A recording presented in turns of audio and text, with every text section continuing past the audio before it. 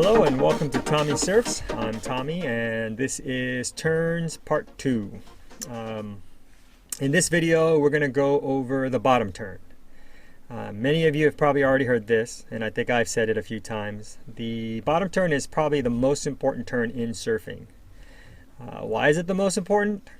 Because the bottom turn sets up all other turns. Whether it's a top turn, cutback, off the lip, the bottom turn is where you're going to generate the speed and the momentum and also the flow to get to those turns and finish off the maneuver. In part 1 of turns, we went over the heel side turn, which is basically a backside bottom turn. And I started there because I felt it was the most difficult.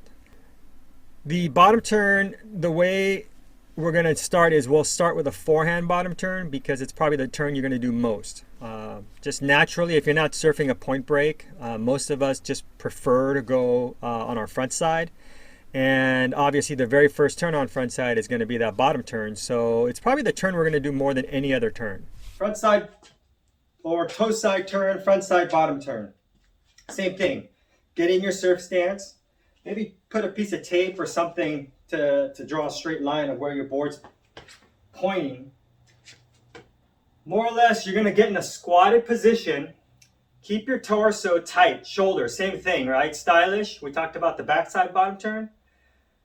When you start applying pressure to your toes, just start slightly. You don't want to lean too far, otherwise you'll topple over, especially if you're riding a bigger board and your board doesn't want to exactly do what you want to do. So just start applying pressure. Now, the biggest and most important part about a front or toe side turn is going to be torque. Okay, you want to keep your upper half and your bottom half hinged together. Okay, almost like a tight rubber band, and start exaggerating your turn.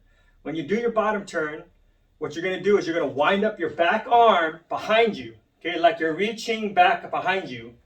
Okay, and what that'll do, and if you actually get in that position and stance, you'll notice that all your weight goes back. Same thing, you're pivoting off that back foot. So you're going down the line, right? And you're eyeballing your section over there, okay? What you're gonna do is you're gonna wind your arm back and try to get it back here, and you'll feel all that weight go to your back leg. Okay? And as you come up, you're gonna unwind. You're basically creating tension through your waist and then unwinding, okay? That's the way you're gonna wanna do it on dry land, but let's get into doing it on a surf skate.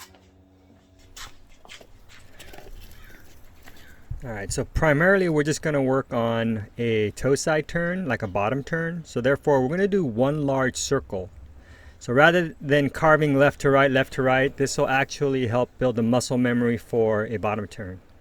So now notice I'm trying to do this huge circle in basically 3 long strokes. And if you notice my back arm, I'm putting it way behind me. I'm just kind of exaggerating it. And so we'll do this in slow motion. And it's important to learn this separate from carving left to right, because a left to right carve, that's more for generating speed, and not exactly either. So we'll get into that in another video, but really practice your toe side turn. And the lower you can get without looking like you're in some type of poop squat is better. My legs are pretty weak, so I don't go too low.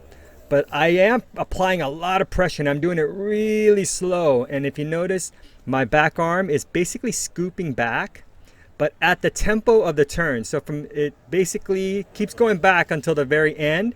And what I'm doing is I'm just pushing out my back foot at the very end. And you got to be careful though. You don't want to do that too quickly or too hard. Otherwise your wheels will slip and then you could end up, flat on your face. So that is a toe side turn. Just practice that, and if you don't have a surf skate, I would recommend one. The one I'm using is the Carver. So the last thing we're going to go over is making sure that your bottom turn matches your top turn. Okay, and I'll explain that as I show you some videos, but just remember, this is a good rule of thumb. It's not exact. I mean, as you get better, you could kind of switch things up. But as you're learning, I would say to keep the flow, keep your momentum, just make sure your bottom turn matches your top turn. So here is a wave, and I know you've probably seen these videos, but I'm pretty much setting up, and now what I'm looking at is my canvas. So pretty much how am I going to draw my lines? So I have a couple options, and here I can do, if you notice the arrows, I can do a steeper bottom turn to a steep top turn. But the issue is I don't have enough speed. So my second option is to draw, and basically they're figure eights, like an infinity sign, right? Much smoother. But I could do a more elongated bottom turn, and that's what I'm going to do. And as I enter, if you notice, it's an elongated bottom turn to it's more or less a elongated top turn. But what I choose to do is I choose to snap to stall. So I basically kick out my back foot here to stall, so that way I can do more of a cutback here. So again, try to match your bottom turn to your top turn. You're not going to want to do a real steep bottom turn to try to do some, elongated round turn. So now, again, here I'm looking at what I have to work with, which is my speed. And so the wave's really soft, so I got to do a longer turn to try to generate more speed and momentum. And then I do a check turn. But the other option is, if I had more speed, I could have done a steeper bottom turn, but that means I'd have to go further down to the bottom. Okay, so a longer, steeper bottom turn, or I should say steeper, will result in a steeper top turn. Okay, and then this was just another kind of a stalling maneuver to try to wait for the wave to build up again. It's high tide. Now I'm eyeballing this longer section. I want to do a roundhouse cutback. So if you notice, I never made it to the bottom. I'm doing a very elongated figure eight. Okay. So as I come off the bottom, I'm drawing out a very long bottom turn, so that way I can match the top turn. See how I'm sweeping back? So if we were to draw how, like the track and the wave wasn't constantly moving forward, it would just be a series of figure eights. And you'll notice that the bottom of that figure eight typically will match the top. So I want to end this with a recommendation. There are a few websites or YouTube channels out there that are very good at teaching, and one of them is called How to Rip. It was two guys, but I'm not sure exactly what happened, but now this guy Cale Brock, he actually has a site, and How to Rip still exists. But they have really good information. And so if you notice any of my videos, what I try to do is I'm trying to supplement. I don't want to repeat too much of what those guys do, because they're actually so well done. I don't think I could top that. So I'll leave a link in my description, but some of the little things about like matching the bottom turn to the top turn, if I notice that they don't talk about certain things, I want to supplement their videos, and also just put in the primary exercises and things that you can work on to improve your turns. That's pretty much it. I'll work on a turns 3, maybe kind of couple all these together, and hopefully I'll get some more footage. But more or less, just get a surf skate, practice. Okay, and the more you surf, the better it is. To give you an idea, I surfed for about a year and a half, and I really didn't get all that great.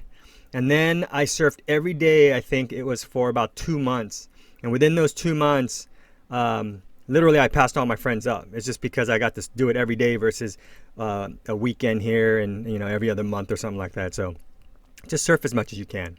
All right, like, subscribe, comment below. Let me know what you want to see. Let me know what you think I can improve on. Thanks.